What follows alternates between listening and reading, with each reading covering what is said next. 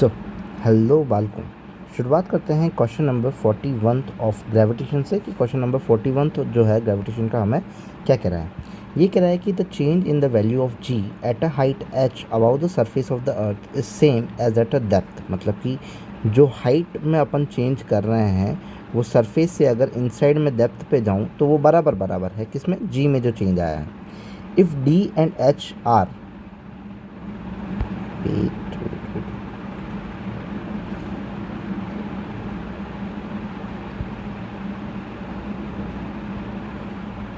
ठीक है। If D and H R much smaller than the radius of the earth, D और H जो है बहुत ज़्यादा स्मॉलर है रेडियस ऑफ अर्थ से, then which of the following is correct. मतलब कि ये और दोनों क्वालिटी जो होगी, इसका जी और जिसका जी इफेक्टिव जो होगा वो दोनों बराबर जो होगा वो कब होगा, और रेडियस जो है बहुत छोटी है। तो हमें फॉर्मूलाज कुछ एक पता है जी इफेक्टिव के। तो g effective g 1 minus 2h by R, ये कब लगेगा एच हाइट पे, g effective is equal to g 1 minus d by R. ये कब लगेगा, ये हमारा तब लगेगा जब हम डी डेप्थ के अंदर जाएंगे। तो हमारा एच और डी में रिलेशन बताना है और जी इफेक्टिव दोनों के लिए बराबर बराबर है। तो एक्चुअली ये फॉर्मूलेस तब लगेंगे जब रेडियस जो होगी वो बहुत ज़्यादा होगी एज़ कम्पेयर टू हाइट के रेस्पेक्ट में। डेप्थ के रेस्पेक्ट में तो यही फॉर्मूला वैलिड होता है सब जगह ना। G 1 minus 2h by R is equal to g 1 minus d by R. G से जी कैंसिल आउट हो जाएगा। ऑफकोर्स सी बात है, माइनस का प्लस का 1 है, दोनों को उस साइड जा करके भी ये कैंसिल आउट हो जाएंगे, माइनस से माइनस भी कैंसिल आउट हो जाएगा। तो 2h by R is equal to d by R, ये कैंसिल आउट हो जाएगा। तो डी इक्वल्स टू 2h आ जाएगा। तो हमारा ऑप्शन नंबर कौन सा हो जाएगा, सेकंड के d equals to 2h। Now move on करते हैं, क्वेश्चन नंबर 42 की तरफ जाते हैं। और क्वेश्चन नंबर 42 हमें क्या कह रहा है। सो A body of mass m is taken from bottom of the deep mine when then its mass। ठीक है, किसी बॉडी को bottom of a deep mine, किसी डीप माइन, अगर मान लो माइन इतनी गहरी है और इसके बॉटम से उठा करके सरफेस तक लेकर के आते हैं तो उसके मास में क्या चेंज होगा। मास तो क्या है, एक इनर्शियल प्रॉपर्टी है। अगर मास इनर्शियल प्रॉपर्टी तो वो तो किसके ऊपर डिपेंड नहीं करेगी, तो वो तो रिमेन सेम रहेगा। तो ये हमारा क्या रहेगा, क्वेश्चन नंबर 4 का हमारा ऑप्शन नंबर क्या रहेगा, यहाँ पे 4 ही रहेगा। तो option number 4। Now move on करते हैं, चलते हैं क्वेश्चन नंबर 43 की तरफ। क्वेश्चन नंबर 43 हमें ये कह रहा है कि weight of the body of a mass m decrease by 2% when it is rise to a height h। ठीक है, वेट जो था बॉडी का वो डिक्रीज हो गया है कि डिक्रीज बाय कितने से, 2% से डिक्रीज हो गया है when it rise to a height h above the earth surface, जब उसको h height above the surface लेकर के गए। सो इसमें क्या है, तो अगर चेंज आया है तो delta w by w। Sir क्यों, परसेंटेज चेंज है जो कि ओवरऑल कितना दिया हुआ है, 2% दिया हुआ है, is equal to change in weight, मतलब कि एम जी जो नॉर्मल लग रहा होगा माइनस एम जी डैश जो कि एच हाइट पे लग रहा होगा अपॉन में एम जी, सबका एम कैंसिल आउट हो जाएगा, जी बच जाएगा। तो 2% is equal to g minus g dash की वैल्यू एच हाइट पे क्या हो जाएगी, ये हो जाएगी g 1 minus 2h by R upon में जी। अगर इनमें से भी अगर अपन कॉमन ले तो ये भी कैंसिल आउट हो जाएंगे, जी क्या बच जाएगा, इसको मैं ओपन कर देता हूँ तो ये हो जाएगा मेरा जी, और यहाँ पे एक और एच, ये यहाँ पे हमारा जी लग जाएगा। सो यहाँ पे इन सब में से अगर मैं कॉमन ले लेता हूँ तो ये क्या हो जाएगा, 1 माइनस 2h बाय आर हो जाएगा, सारा जी कैंसिल आउट हो जाएगा, 1 माइनस और 1 माइनस ये भी क्या हो जाएंगे हमारे पास में माइनस हो जाएंगे। सो 1 माइनस 1 क्या हो जाएगा 0, एंड ये हमारे पास में क्या बच जाएगा 2 equals to minus of 2h by R.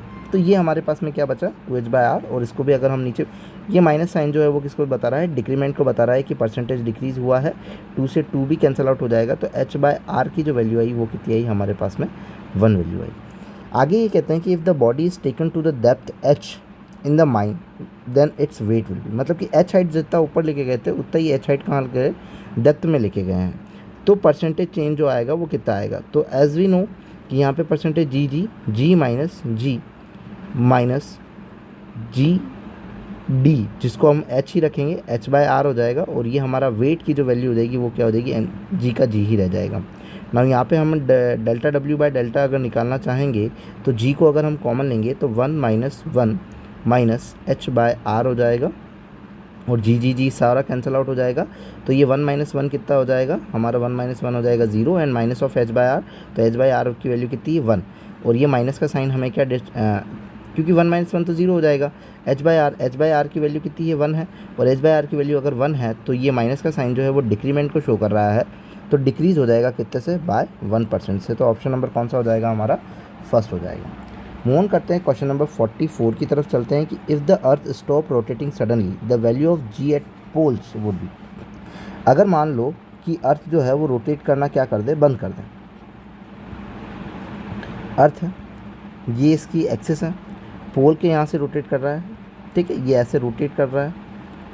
तो if the earth stop rotating suddenly the value of g at poles, pole जो आ रहा है वो एक्चुअली कहाँ आ रहा है, इसकी रोटेशनल एक्सिस के ऊपर आ रहा है। कहाँ आ रहा है, रोटेशनल एक्सिस। अगर कोई भी पार्टिकल रोटेशनल एक्सिस के ऊपर हो तो घूमे चाहे ना घूमे उससे कोई उसको दिक्कत नहीं होगी। सारे पार्टिकल कहाँ होंगे, यहाँ होंगे, उन सबको दिक्कत होगी, और इक्वेटोरियल वालों को दिक्कत होगी, पोल वालों को नहीं। तो वो तो रिमेंस क्या रहेगा, कांस्टेंट रहेगा। तो ऑप्शन नंबर कौन सा हो जाएगा हमारा, सेकंड। क्वेश्चन नंबर 45 की अगर बात करें तो यहाँ हमें कह रहा है कि if the rotational speed of earth is increase then the weight of a body except at the pole. ठीक, पोल को छोड़ करके क्या होगा, if the rotational speed of the earth is increase. अगर मान लो रोटेशनल स्पीड जो है वो हमें क्या करी हुई है, इंक्रीज़ करी हुई है, तो हमारे यहाँ पे जी इफेक्टिव की वैल्यू हम देख लेंगे क्या।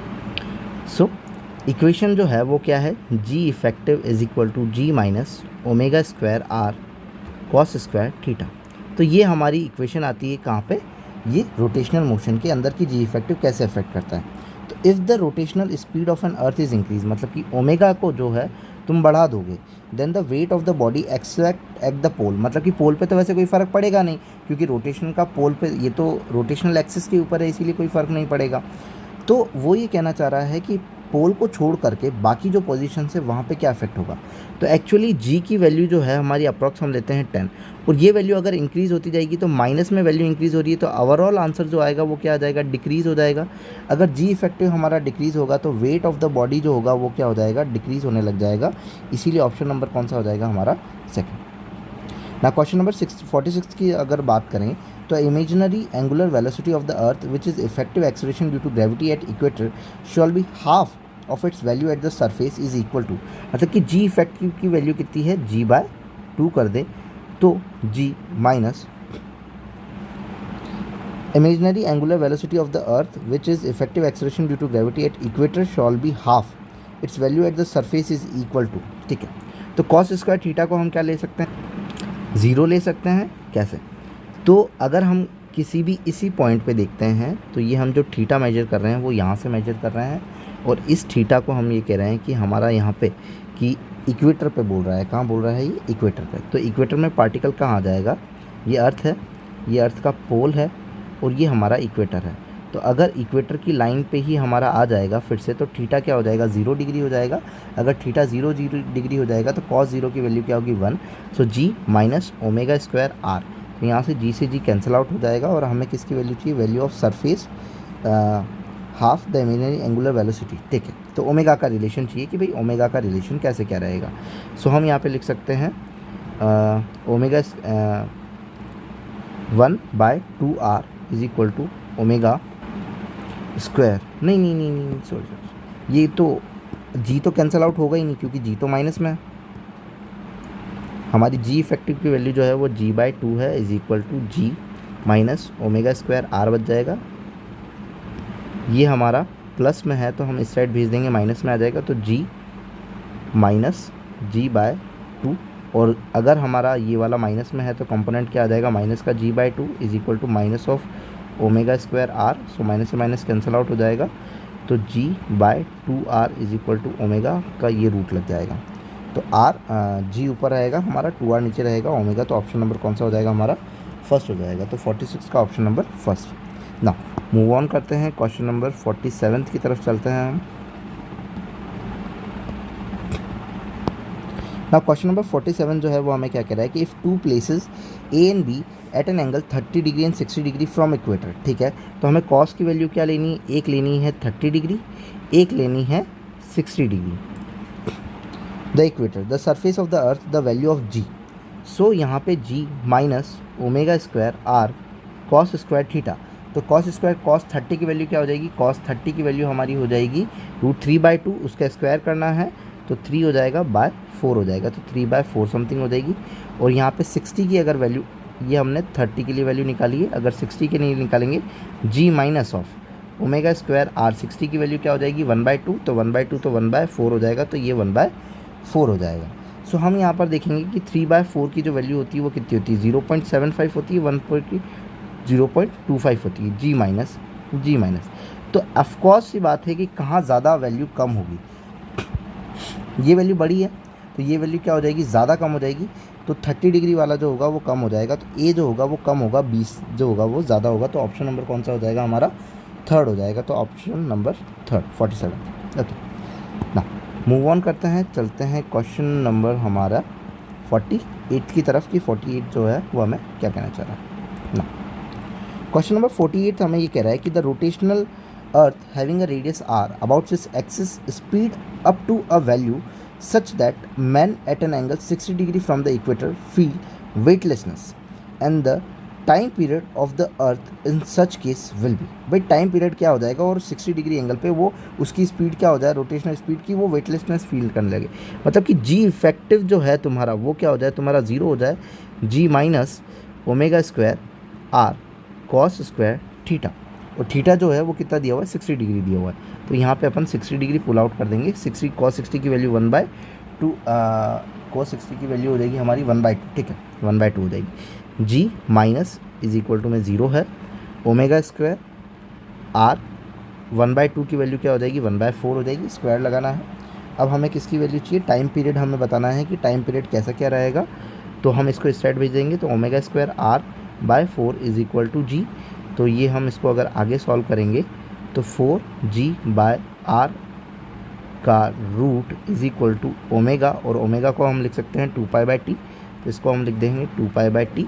इसको जस्ट उल्टा कर देंगे, फ्लिप कर देंगे, तो t/2π is equal to √r/4g, और ये 2π जो है हमारा यहाँ चला जाएगा 2π, और इससे अगर हम बाहर निकालें इसको तो ये हो जाएगा t is equal to 2π/2 √r/g, और ये 2 से 2 कैंसिल आउट हो जाएगा, πr/g। तो ये हो जाएगा थर्ड ऑप्शन हमारा आंसर ना। 49 की अगर बात करें तो pick out the correct statement regarding acceleration due to gravity. It increase with weight above the earth surface, it affects by the earth rotation poles, it is more that an equator than a pole, it increase the depth of the earth of the surface, pick out the correct estimate, it affect by the earth rotation। हाँ, अर्थ जी जो है acceleration due to gravity जो है हमारा rotational से क्या हो रहा है, अफेक्ट हो रहा है, एक्सेप्ट पोल्स, क्योंकि पोल जो आ रहे हैं वो कहाँ आ रहा है, उसकी एक्सिस ऑफ रोटेशन के ऊपर आ रहा है पोल। एक्सिस ऑफ रोटेशन के ऊपर अगर पोल आ रहा है दैट्स वाई उसको कोई इफेक्ट नहीं हो रहा है, बाकी इक्वेटर वाली चीज़ों को इन सबको क्या होगा, अफेक्शन होगा। तो ऑप्शन नंबर कौन सा हो जाएगा हमारा, सेकंड हो जाएगा यहाँ पे ना। मूव ऑन करते हैं, क्वेश्चन नंबर 50 की तरफ चलते हैं। वैसे कि बाकी सारे ऑप्शन गलत ही हैं, क्योंकि increase depth from the earth surface तो ऐसा कुछ होगा नहीं, तो ये जो होगा अर्थ अफेक्ट से ही होगा। It is more at equator than at poles, तो ऐसा होगा नहीं, क्योंकि ये मोर जो होगा वो कहाँ होगा, पोल पे होगा। इक्वेटर पे क्या होता जाएगा, कम होता जाएगा, डिक्रीज़ करता जाएगा। क्यों डिक्रीज़ करता जाएगा, जैसे कि ये अर्थ है और ये हमारी रेडियस है, ये हमारी इक्वेटर है, रेडियस ऑफ इक्वेटर है, ये हमारा रेडियस ऑफ पोल है। सो हमें पता है कि रेडियस ऑफ इक्वेटर जो है वो ज़्यादा है as compare to radius of pole से, इसीलिए जी जो हो जाएगा वो इक्वेटर पे कम हो जाएगा जी ऑफ पोल से। तो ये ऑप्शन गलत हो जाएगा, ये गलत हो जाएगा। It increase with height above the अर्थ, ऐसा सच होगा नहीं, क्योंकि जी इफेक्टिव जो होगा वो दोनों साइड में क्या रहेगा, बराबर बराबर, थोड़ा सा कम ज़्यादा हो सकता है, बट ये एक्चुअली बात किसकी कर रहा है, g acceleration due to gravity की। ओके ना, क्वेश्चन नंबर 50 की तरफ बात करें तो the dependence of acceleration due to gravity on the distance r from the center of the earth, assume the sphere of radius r of uniform density is shown in the figure। ठीक है, sphere r की बात करनी है, uniform density का है, और हमें क्या बतानी है, dependence of acceleration due to gravity of r, and g की जो वैल्यू है वो बतानी है, acceleration sphere of r and this. तो इसका जो फॉर्मूला हो जाएगा, इनसाइड में फॉर्मूला क्या चलेगा, small g is equal to capital G m r by capital R cube, और बाहर जो हो जाएगा वो क्या हो जाएगा, जी m/r स्क्वायर। तो ये बाहर वाली रेडियस के लिए, ये अंदर वाली रेडियस के लिए। तो अंदर के लिए तो कैसा चलेगा, डायरेक्टली प्रोपोर्शनल चलेगा, और बाहर जो हो जाएगा वो क्या हो जाएगा, इन्वर्स हो जाएगा। सो ये डायरेक्टली प्रोपोर्शनल अंदर और बाहर जा कर के ये इन्वर्सली हो जाएगा। तो हमारा ऑप्शन नंबर कौन सा हो जाएगा, डी हो जाएगा। तो 50 का जो आंसर है वो कौन सा हो जाएगा, हमारा ऑप्शन नंबर 4 हो जाएगा, क्योंकि ये वाला हमारा जो है acceleration due to gravity centre of earth and assume the sphere of the radius uniform density. ठीक है, तो अर्थ के लिए हमारा कैसे वेरी करता है, इस तरीके से वेरी करेगा। यूनिफॉर्म डेंसिटी का मतलब है कि इक्वली भरा हुआ है, सब कुछ सही से। Okay, if you like then please subscribe. That's are the 10 questions of gravitation. Thank you.